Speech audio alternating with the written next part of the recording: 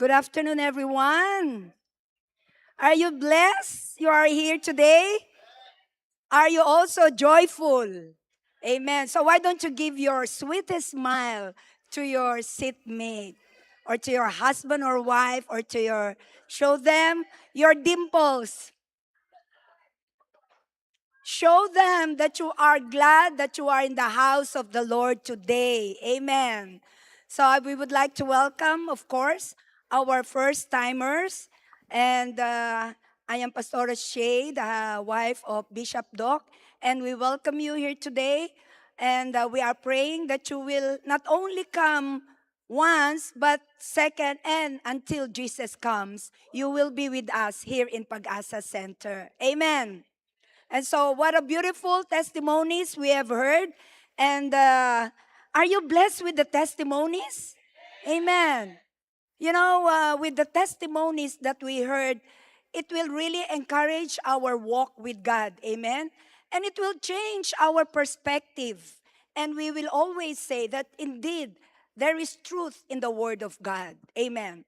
So today, God gave me a message, and it's all about we know this phrase and we love to listen to it and we want to hear it one day.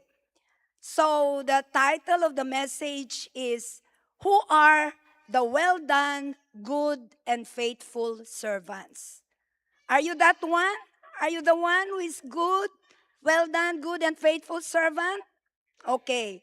So, as for my introduction, I just want to introduce to you a man who holds the all-time record for the most appearances or the most admired man in the world.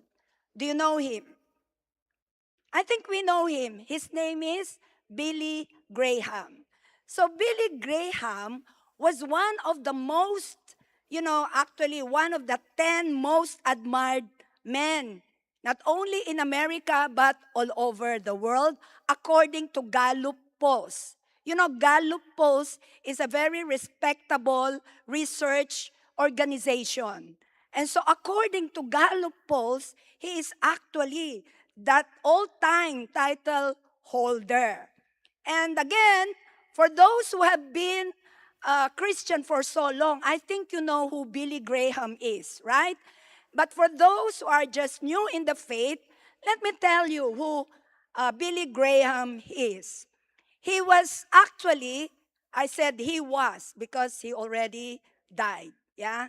And he was actually an American respected evangelist. And during his younger years, he was ordained as a minister or as a pastor in a Southern Baptist church. So that was his start. And Billy Graham is known for his worldwide, evangelistic crusades. For us, we know now Paul Eneche, Pastor Paul Eneche as a crusader. But Billy Graham was really known all over the world regarding his evangelistic crusade and his preaching the message of salvation. Amen? And he operated in a variety of media and publishing outlets. And as far as recorded by the Gallup polls, in 2008, Billy Graham estimated, a lifetime audience, including the radio and the TV broadcasts, topped to 2.2 billion. Wow, imagine that. And he is also notable for his friendship, and he became advisors of most of American presidents, and he was close to President like Dwight Eisenhower, Howard ba yun? And Richard Nixon. And he is married to Ruth. Ruth, also a daughter of a Christian missionary surgeon in China. And again, Ruth is also not with us anymore because she passed away at the age of 87. She was 87 when the wife of Billy Graham passed away. And they have 5 children. And to ensure that no one will mistake, the action of Billy Graham, he had a policy. What is this policy? The policy to avoid being alone with any women or woman other than his wife. Amen? And this has been known as the Billy Graham policy or rule. And, Billy Graham, like an ordinary person, he suffered Parkinson's disease for 15 years. And he had hydrocephalus. He had pneumonia. And he also had a prostate cancer and bronchitis. And at the age of 99 years old, February 21, 2018, he died. I think you know him, isn't it? Very popular. And you know what? In 1992, there is a newscaster, an anchor of the ABC News, that he interviewed Billy Graham. And the topic of the discussion or the interview steered toward the topic of death. Yeah, so it went to the topic of death and how he wanted to be remembered. If you will Google the life of Billy Graham. I tried to Google it when I was doing this sermon in Wikipedia. I was the one who surrendered. So many that they have written about him. His awards, rewards, and everything. I was the one who surrendered. It's too long. Too long to be true. But you know what? This is the question that this Diane Sawyer, an ABC anchor, questioned him. She asked, Mr. Graham, how would you like to be remembered? That's what she asked. And this is what Billy Graham answered. I hope, he said, I will be remembered as someone who was faithful. Faithful to God, faithful to the gospel of Jesus Christ, and faithful to the calling God gave me, not only as an evangelist, but as a husband, father, and friend. And then he said, someday you will read or hear that Billy Graham is dead. Don't believe a word of it, he said. I shall be more alive than I am now. I will just have changed address. I will have gone into the presence of God. Beautiful, isn't it? And then, in 1996, along with her wife, Ruth, they were awarded Congressional Gold Medal, the highest honor Congress that can be given to a private citizen. And you know what he said in his speech? Listen to this. He said, Ruth and I are humbled by this award. But the only recognition I am looking forward is when I stand before the Lord Jesus. My greatest reward will be to hear him say, well done, good and faithful servant. Amen.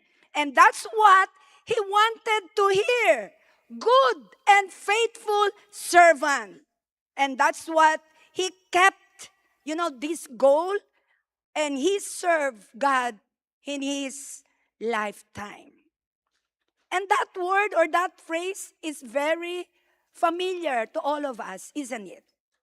And perhaps, like I said, we also wanted to hear this from God. But let me give you a background of what is the message for today. The message is actually about the parable in Luke 19:11 to 27. Are you following? But, before we read it, because I will read it so that you will understand it. Okay?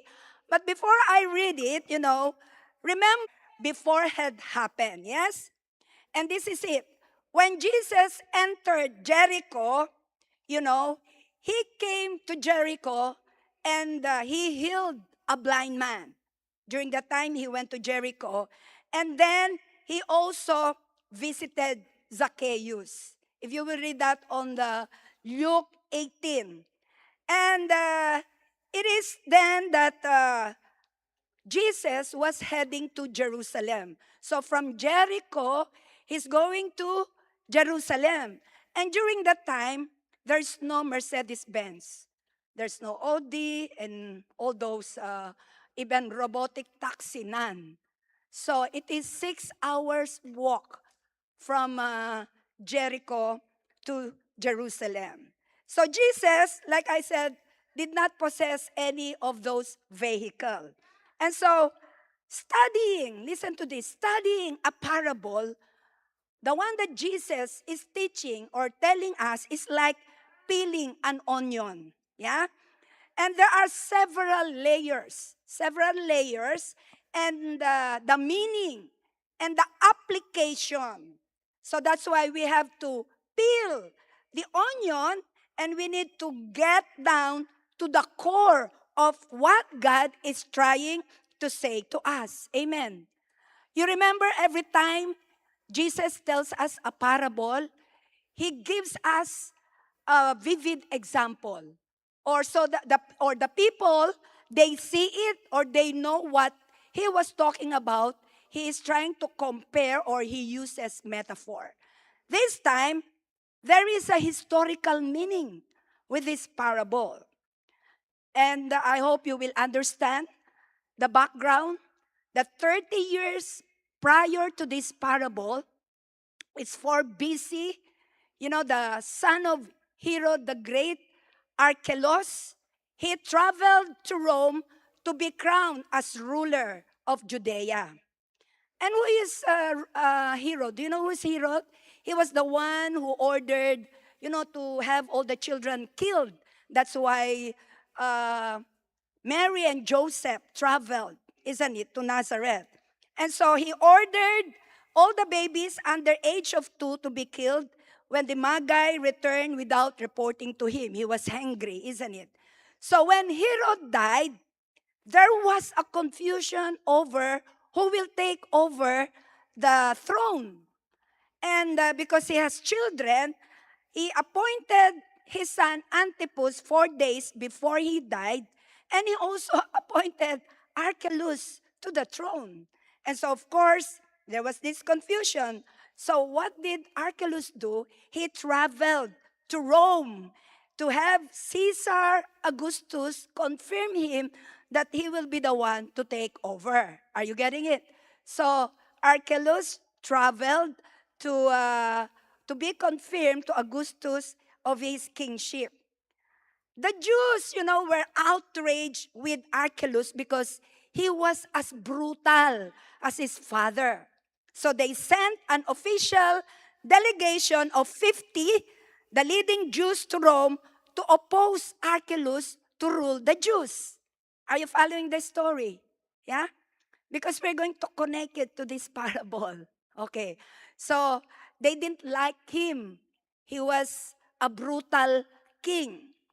And so Archelaus, meanwhile, bribed many of his supporters to work as his representatives while he was in Rome. Are you getting it? So he bribed some supporters while he is away. And so Augustus did not crown Archelaus. And Herod's empire then was divided into 3 portions. So Archelaus was appointed, it's called ethnarch, and he's not the king. And so he became the ruler of Judea. So ethnarch is a ruler of a tribe only. Are you getting it? And then Galilee went to Antipas. And then the east coast of Jordan went to the other son named Philip. And if you want to Google this one from the Jewish Encyclopedia, the division of the kingdom by Rome. That's where you will see this. So he was so angry that when he returned to Jerusalem, he had thousands of Jews who opposed him to death.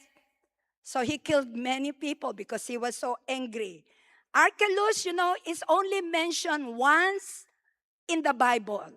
And do you know where it is? In Matthew 2:22. In Matthew 2:22, that's the only time that he was mentioned. Matthew 2:22, I'm reading from New King James Version. Listen to this. But when he heard, he is Joseph. Because the context, I cannot read it all. So, but when Joseph heard that Archelaus was reigning over Judea, instead of his father Herod, he was afraid to go there. And being warned by God in a dream, he turned aside into the region of Galilee. So we find it's in history. Yeah, so that is the historical background. Now we will go deeper. Spiritual meaning. What's the spiritual meaning? Jesus used this actual event, historical background. It's like when Jesus is, like I told you, telling metaphor. Like for example, he is talking about the parable of the wheat and the weeds. The people know what is a wheat, and the people know what is a weed. Are you getting it? And so he uses this historical background. Amen. So that he will be able to describe what was going to happen spiritually in the people's lives and in our lives. Are you getting it? I hope so. You are listening because this is very important. This is our access to heaven. Jesus is coming, and we know this. He is coming via rapture first, and then us coming back with him to return as king. The second coming, he is returning as a king, but we are with him. For those who will not be raptured, you're not coming with us. Only those who have been raptured. Did you get it? And so verse 11 in Luke 19:11 tells us that it records many of the Jews, they thought that the kingdom of God was going to appear at that moment. But Jesus told this parable. Are you getting it? So he told this parable to confirm the full revelation of the literal kingdom if God would only occur after he had departed and returned. That is the second coming. Are you understanding this? Yeah, it's simple. I'm telling a simple story, but we need to understand first the background. So, he's going to Jerusalem. So I told you he was from Jericho going to Jerusalem was for a purpose, but not for his kingship to be proclaimed right away. Because the Jews were thinking that he will already proclaim himself as the king. So we know now what happened, isn't it? He died, he rose, and he ascended into heaven. He has gone away to the Father, is now in heaven, but one day he will return and his rule will be established decisively over all creation. Are you following? Yes? And you know what? We are currently living in between time. When I say in between time, the past, and then we are here, and then the future. And of course, we live in the blessed hope. Our blessed hope is the rapture, isn't it? We are living in that blessed hope of the return of our Lord Jesus Christ to the earth as King at His second coming with us. But what about the in-between time now? We know already the past. They have all been, all the prophecy, everything that has been written about Christ, about what's going to happen. We are now in the middle and then the future. So what is the personal meaning of this? So I told you there's a historical background. There is the spiritual meaning and our personal meaning. This parable is about stewardship. And what is stewardship? It is actually being responsible for our management or the protection of the resources entrusted to our care. Did you get that? It is about what we do with what God has given us. I repeat, stewardship is what we do with what God has given us. The question is, do we keep them for ourselves, hiding them away, or do we use them for His kingdom? Do we use His resources, which He has entrusted into our care, to promote His kingdom? And so today, I want us all, to understand, or what is this for us? I'll give you the three main points so that we are going to understand this one. Okay, so let me read first to you what is the Luke 19:11 to 27. So, are you ready to listen? It's quite long, but it's a simple message, but very important. This is called the parable of the minas. Okay, from verse 11 to 27. Now, as they heard these things, he spoke another parable, because he was near Jerusalem, and because they thought the kingdom of God would appear immediately. Therefore, he said, a certain nobleman went into a far country to receive for himself a kingdom and to return. So he called 10 of his servants, delivered them 10 minas, and said to them, do business till I come. Did you hear that? He said, do business till I come. But his citizen hated him. Ala Archelaus, isn't it? That's why I told you historical background. But his citizen hated him and sent a delegation after him, saying, we will not have this man to reign over us. Also like Jesus, isn't it? People doesn't want him to be the king. They don't want him to reign in their lives. And then verse 15. And so it was that when he returned, having received the kingdom, he then commanded these servants to whom he had given the money to be called to him, that he might know how much every man had gained by trading. Then came the first, saying, Master, your mina has earned 10 minas. And he said to him, well done, good servant, because you were faithful in a very little, have authorities over 10 cities.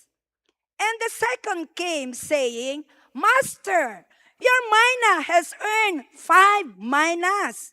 Likewise, he said to him, you also be over 5 cities. Then, on verse 20, another came, saying, Master, here is your mina, which I have kept put away in a handkerchief. For I feared you, because you are an austere man, meaning to say a hard man, a strict man. Yeah? You collect what you did not deposit and reap what you did not sow. And he said to him, out of your own mouth I will judge you, you wicked servant. You knew that I was an austere man, collecting what I did not collect or deposit, and reaping what I did not sow. Why then did you not put my money in the bank, that at my coming I may have collected it with interest? And he said to those who stood by, take the minas from him and give it to him who has 10 minas. But they said to him, Master, he has already 10 minas. And Jesus answered, verse 26, For I say unto you that everyone who has will be given. And from him who does not have, even what he has will be taken away from him. Did you hear that? Very important, isn't it? And then verse 27, But bring here those enemies of mine who did not want me to reign over them, and slay them before me. You know what is slay? Kill or execute. That is the parable that Jesus was telling the people and his disciples. And what is it for us? And what did we learn, or what will we learn? Number one is that we were all given same gifts. Yes? Don't get this parable confused with the parable of the talents. There is another parable similar in Matthew 25:14 to 30, right? But the similar aspects and the main difference is that the master gave 5 talents to another servant, and then he gave 2 to another, and another 1. But in this parable, they're all the same. 1 mina. Are you getting it? Yeah? And so, in this parable, like I told you, each servant is given the same amount. So, mina is actually a unit of currency during those times. And I tried to Google it, how much is 1 mina? So this is what I found out. I don't know what you're going to see. 1 mina is 50 to 100 shekels. These were the currency during those times. It's equivalent to 50 to 100 shekels. 1 talent is equivalent to 60 minas. And in our modern purchasing power, according to Gulu-Gulu, it's like $600,000. It's quite big, isn't it also? So a talent, which is 600,000 each, so it's like a mina is equal to about our 3 to 4 months salary. Are you following? Okay. So, like I told you, the parable of talents in Matthew 25 teaches us that we have been given different spiritual gifts and abilities. Matthew 5 is telling us we were given different talents and abilities. But in this parable, the gifts are equal. The gifts are equal, 1 mina each. So what are some of the things all have been given equally by God? Do you know what are the things that were given to us equally by God? Are we all given beauty? No. That's why there are people, they are called ugly, isn't it? And there are some people who are called pretty. It's different, but we are all wonderfully made when God is the one that sees us. But your neighbor doesn't see you as that beautiful, isn't it? Oh, and even the singing. You might be like Maureen, she sang in her testimony. But maybe people will say, I sing better than her, isn't it? You see? But in this parable, it tells us we're given the same gifts. So what are these? Number 1 is we were given the same time. Yeah? It's not about our length of life in this world. Because there are some people who will die first.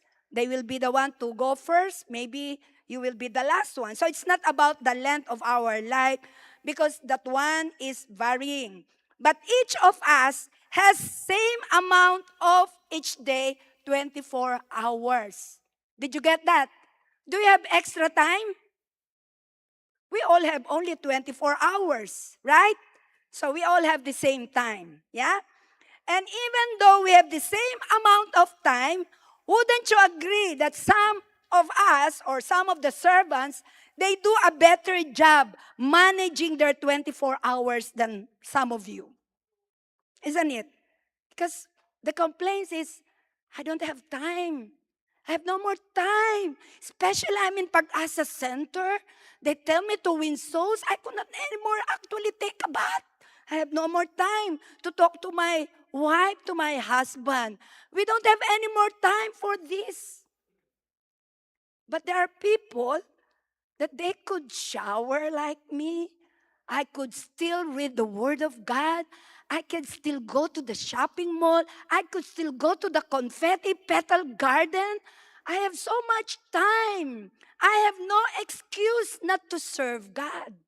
Are you getting what I'm trying to say? But we were all given 24 hours. But don't tell me because you're not working. Even when I was working, I used to do all these things because I know how to appropriate my time. We were all given the same time. What do you do with your time? Please don't waste your time. It is very important. Let us redeem our time. So we were given the same time. We were also given the same truth. As servants of God, you know that we all have the same instruction. Where's the instruction? I didn't bring my Bible because I have written everything. It's too heavy. I don't want to carry. But we were all given instructions. We all read the Bible. We must read the Bible because all the truth are contained in the book of life. Amen. The Word of God. So you cannot say, oh, I didn't know what you sow, you shall reap. It's in the truth of God. It's in the principle of God. Are you following? So we were all given the same time and truth, the Word of God. And the third is we were all given opportunities. Opportunities to serve God. All of us have all these opportunities. Like I told you, some servants just do a better job of taking advantage of these opportunities that are given to us. And of course, they will be rewarded for those who have used this opportunity. Amen. And so, the parable is telling us that we were given the same gifts. And these gifts that were given to us are time, truth, opportunity. Number two, what is so important about this? We are to be busy while Jesus is not. We know that the Jesus is with us. His presence is with us. Until you don't see Him, we need to occupy. He said, till I come. And that is in verse 13. Yeah?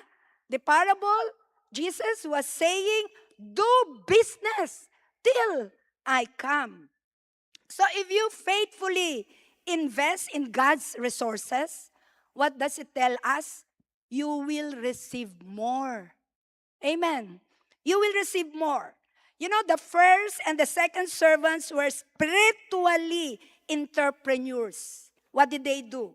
They got busy and they invested their minas doing the business of their master. Amen. So they started with the same amount as the unfaithful servant, and they did something with the mina that was given to them, while the others or that person hid his one mina.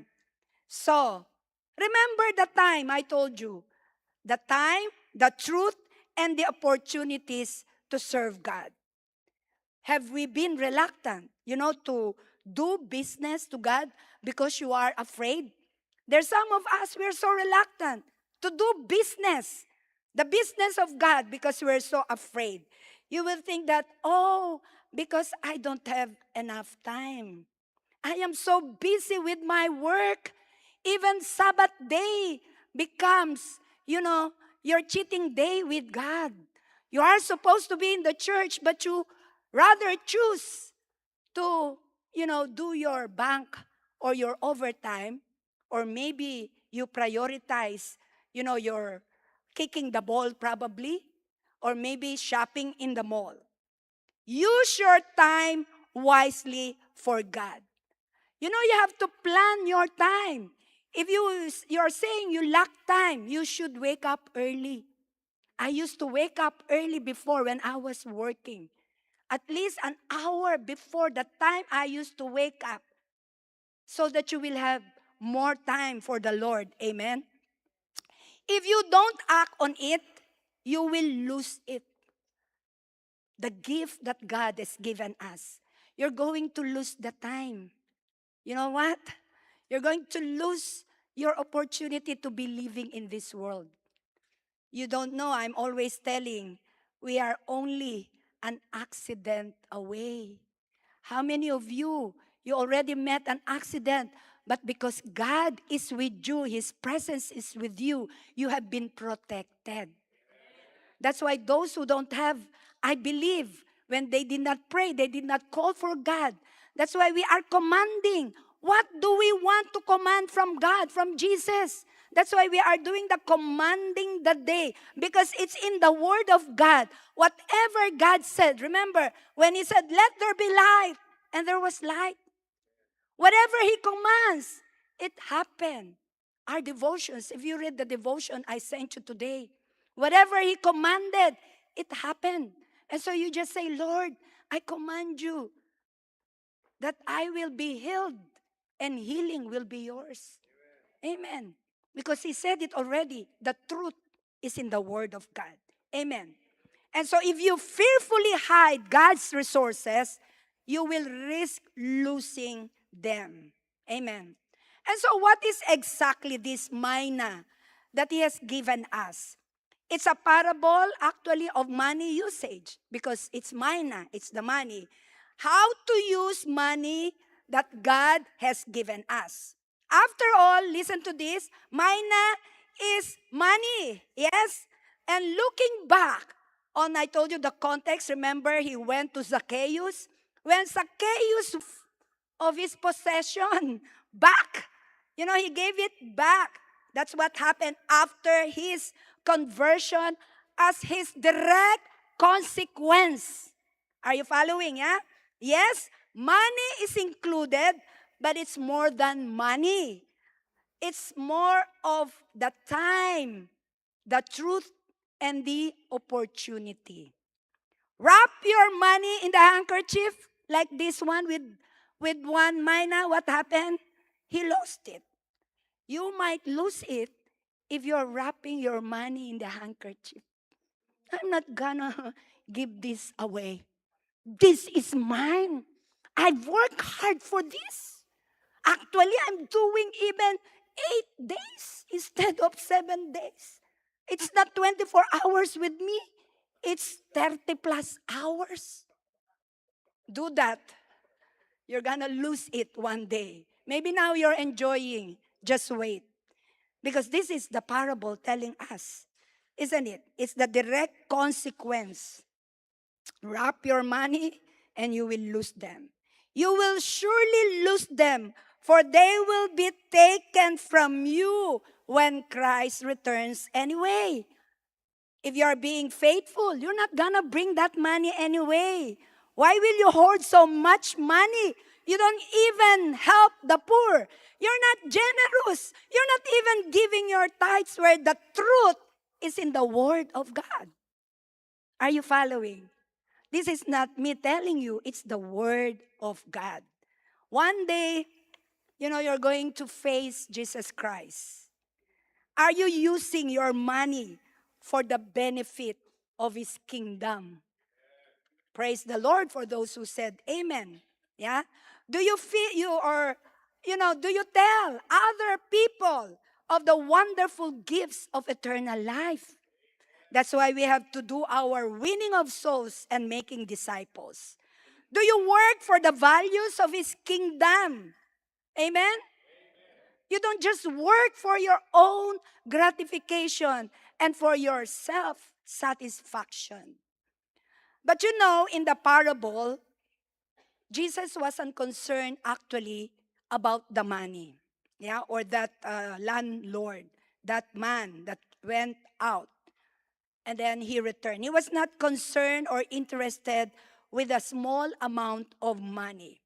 He was interested, you know what, in the faithfulness, obedience demonstrated, especially by the increase of what he has given them. Amen. Yeah? So the king's reward to this productive servant is not monetary actually, but it is a responsibility. What did he say? You will take charge of 10 cities. And the one with the 5, he said, you will have 5. And the other one who did not work, take it away from him. So they were faithful in a very small thing, and they were given the ability, or it was rewarded proportional to their demonstrated faithfulness and ability. Amen? So are you faithful and productive? Because if you are faithful and productive, you will be now reaping what you are sowing. So if you are not sowing anything, meaning you're not reaping anything, meaning to say you're not sowing anything for the Lord. We will be judged by how we manage His gifts, the one that He entrusted on us. In the parable, what happens? When the king returned, he required what? A personal accounting, isn't it? He asked them what happened. So we will also give an account of what we have done. Amen? So God will ask us, what did we do with the resources that He has given us? Remember in Revelations 20:11, we read about the great white throne. I just preached about these two, great judgment, the great white throne in which those names, if your name is not written in the book of life, you are cast in the lake of fire. And this judgment is not for us believers, those who have been raptured. It is for those who reject God's free gift of eternal life. Amen? That's why the third point, because my time is almost due, the third point is that those who reject the king's authority will also be rejected. Did you hear that? Those who reject the king's authority will be rejected. I want to read to you 1 Samuel 15:23. This is Samuel talking to Saul, King Saul.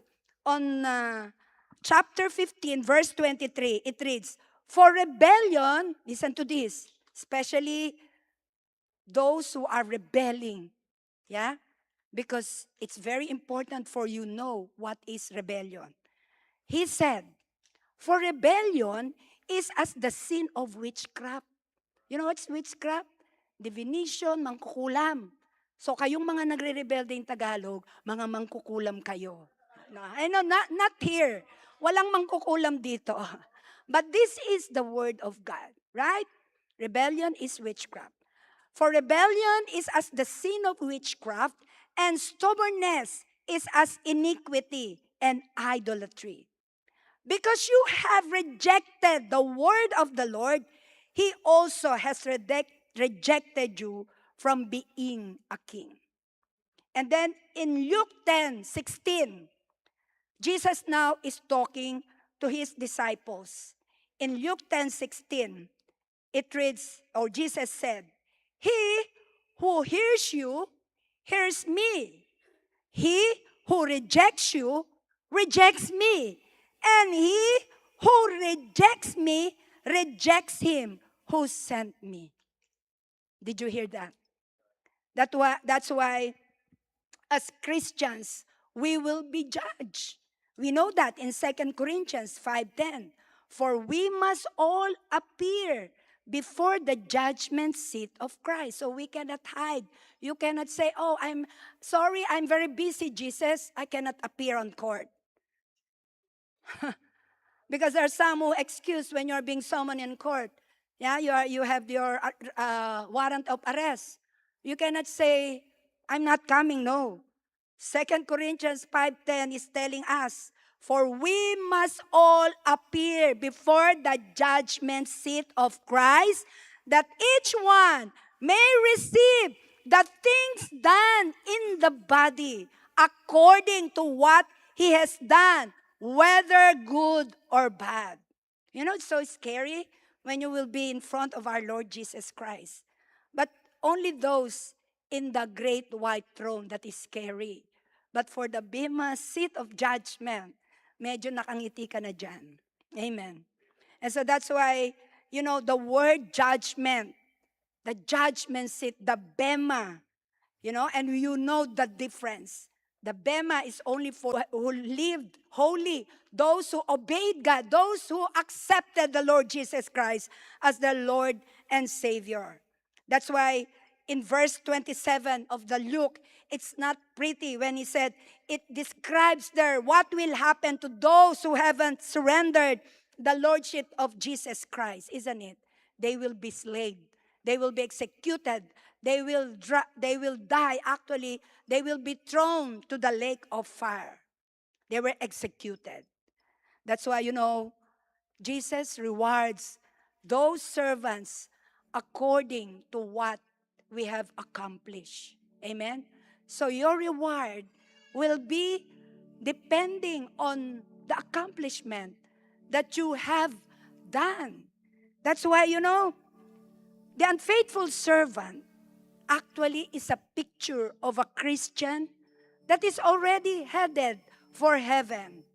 But because of fear or faulty understanding of God, they never really got involved in the business that God is doing. They don't want to be in God's business. When we ask people, you know, to sing because they're good in singing, to join a ministry, oh, I'm shy, I cannot sing. Or maybe the church needs some Sunday school teachers. But they will say, oh, I'm not ready because I am too busy at the moment with my work. No time. No time to win souls and make disciples. Because it's after work, I need to rest. I need to watch my favorite ball team. I need to watch Wimbledon. I need to watch, you know, the Netflix. I have no time, Lord, sorry. Because you want me to love myself. And loving myself is resting, watching Netflix. And when they stand before the Lord, and then we are expecting to hear these words. Oh, this is what I think God will say. We are, you know, sometimes we're expecting to hear something. We're expecting, because God is gracious, God is love, full of mercy. You will say, oh, God will tell me that's okay. I know you were too shy. I made you shy, and that you have no time, that you are very busy with your Netflix, with your doing bank, your business with your children, your work, etc., etc. No, Jesus won't tell you it's okay. This is what you will hear. You are a wicked servant. Do you want to hear that? That you are a wicked servant. Look all the time I gave you. Look at the truth and the opportunity. And you will say, well, Lord, because it's all wasted. That is what Jesus will tell us. And this is where you will lose your joy of salvation. Amen? When you stand before the Lord, He's going to examine your work here on earth. Our stewardship, our management will be tested in the fire of His evaluation. You remember when I preached about this Bema seat of judgment in 1 Corinthians 13, 12, 15? I just want to read to you because they gave me, I have still 15 minutes. Now it says, but I'm finishing. Now it says, if anyone builds on this foundation with gold, silver, precious stones, wood, hay and straw. Each one's work will become clear, for the day will declare it, because it will be revealed by fire. And the fire will test each one's work of what sort it is. If anyone's work he has built on it endures, he will receive a reward. If anyone's work is burned, he will suffer loss. But he himself will be saved, yet so as though through fire. So some unfaithful servants will be like a man who wakes up one day and his house is on fire. And he, rush out, and he only can bring, a sheet wrapped around him, because all his possessions are lost, but he is saved. Picture that as you are. One day you will wake up that your house is on fire. You cannot bring anything, and you are only can bring maybe one blanket wrapped, and that's it. Yes, you are saved, but you will lose the joy of your salvation. In my conclusion, I want us to remember, God will not ask what you did not do. He will ask, what did you do? His reward will come to those who were faithfully at work using the abilities that He has given us, our time, the truth, and the opportunities. Our aim today is that we want also to hear what Billy Graham wanted to hear. Well done, good and faithful servant. And I do believe Jesus one day will also tell us, and we're going to hear it. Is there anyone here today who have not yet accepted the Lord Jesus Christ as your Lord and Savior genuinely?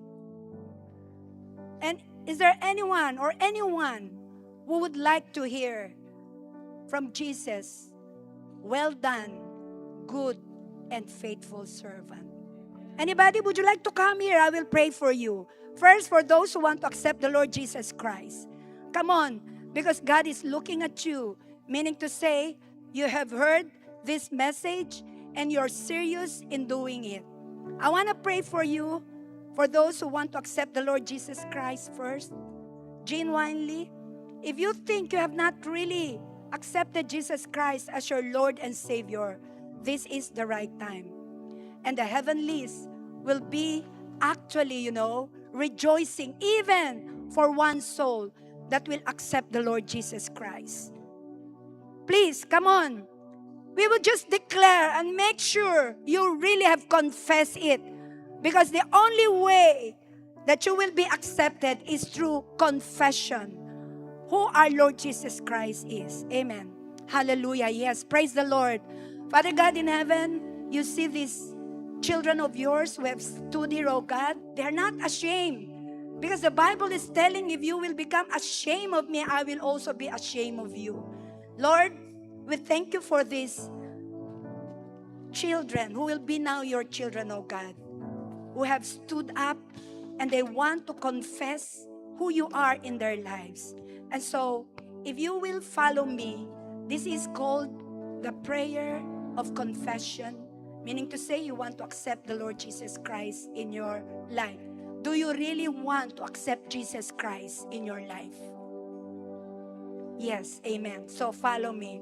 Lord Jesus, I ask you to forgive me from all my sins and from all the things I have done that did not please you.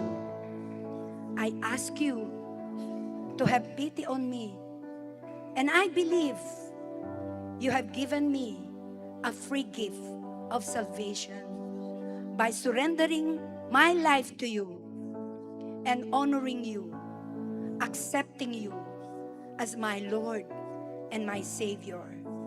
And from now on, I will know the time. I will know the truth. And I will know the opportunity that you have given us all. I will use them as a good steward. And so, Lord, I thank you for forgiving me. And from now on, I want to be with you in heaven, even before you will come, Lord Jesus. Thank you for saving me today. In Jesus' name, amen. And for those who want to, for those who want to be prayed over, you want the Lord to tell you, well done, good and faithful servant, come here forward. You know why we're doing this? To come here for the reason that we are obeying the word of God. Amen. Do you know when we are having picture taking, Brother Romel will tell us, turn to the left, as if we are full, turning to the left, turn to the right. You know why? That is obedience. We are obeying our Lord Jesus Christ, and we heard the message. He has given us manna, the gifts, time. What are we doing with our time? You know, He's coming soon, very soon. If you don't have the time for Jesus, we might be left behind. Make use of this time for the Lord. No more playing around. It can come even today. Praise God, if He comes today, we are in the church. What if you are in another place? Use your time wisely and read the Bible. Devotion, do your devotions daily. If you don't understand the devotion, ask your cell leaders. That is the only way you will grow in the grace and knowledge of our Lord Jesus Christ. And the opportunity, we are all given the same opportunity. Win souls, especially your loved ones. Win your husbands, if your husbands are not saved. Win your wife, if your wife is not saved. Win your children, siblings, your loved ones in the family. Do you want them to be left behind? Do you want them to suffer the tribulations? It's 7 years of suffering. We are teaching this so that you will know it, because ignorance will not excuse us from the law as we are understanding it on earth, isn't it? And so today, I want to pray for all of you, for all of us, and just be sincere. And we will just say, Father God in heaven, we just want to thank you, for you are so good to us, that despite our unfaithfulness to you, that despite we have been doing things that you did not like, you are always there for us. Yes, Lord, help us that we will be good steward of yours. The time, your word, and you have given us the opportunity to serve you. May we be able to endure it, oh God, despite all the hardships, the trials, the testings. Sometimes it's so difficult, Lord. But Lord, help us. We need your anointing of ease. We need your grace, oh God. And so, Lord, I pray that all our people here in Pag-asa Center, oh God, will become serious in their walk with you. That they will indeed love you with all their heart, with all their mind and soul. That they will love their neighbors, loving themselves as well, oh God. Lord, we are believing you are coming so soon. What we are doing will be in vain if we will not commit our lives to you sincerely. And so, Lord, if you see anything that is not right with us, oh God, Lord, help us. Lord, help us that we will be able to prioritize our time. Like Mary, He gave the best part of her life sitting at your feet. May we not become like Martha, although she is so industrious, but she was so concerned of what she's going to feed you, Lord Jesus. But you are not concerned about what we are doing for you, but our time with you. That we will have a personal time with you, O God. And that we will no longer trust our jobs or this world, but we will trust only you, O God. That our confidence will be on you alone, Lord Jesus. Oh, Holy Spirit, I pray that you will guide everyone, that you will lead them on the right path, oh God, especially our young people, our younger generation, oh God. I pray that you will protect them from the devil, protect them from any harm that the enemy want to give to our children, oh God.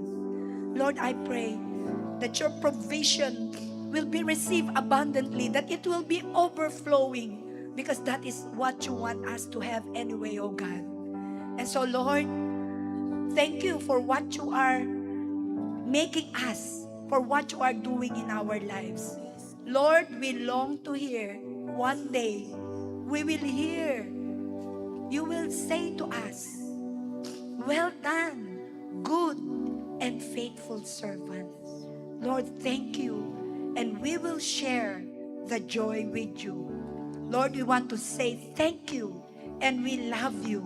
In Jesus' name, amen and amen. Hallelujah. Praise God. Thank you, Lord.